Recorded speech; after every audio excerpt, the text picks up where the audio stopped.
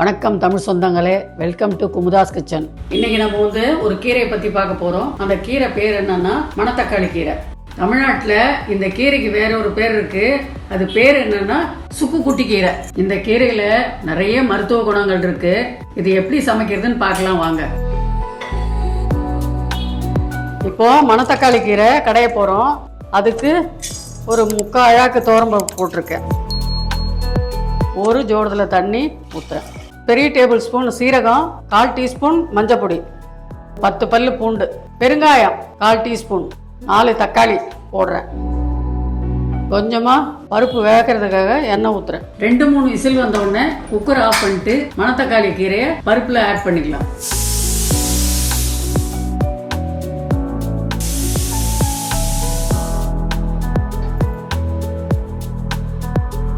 பருப்பு நல்லா வந்திருக்கு. இப்போ கீரையை ஆட் பண்ணிக்கலாம். இது மணத்தக்காளி கீரை பருப்பில் போடுறேன். இப்போ கீரை போட்டாச்சு. 2 விசில் வந்த உடனே கீரையை ஆஃப் பண்ணிடலாம். இப்போ குக்கர் நம்ம ஆஃப் பண்ணிடலாம்.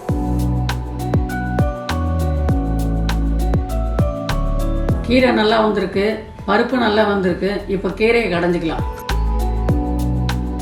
என்னால் உட்காந்து கடைய முடியாது மத்தில், அதனால தான் இதை போட்டு கடைஞ்சுட்டு இருக்கேன். இப்போ கீரையை கடைஞ்சாச்சு.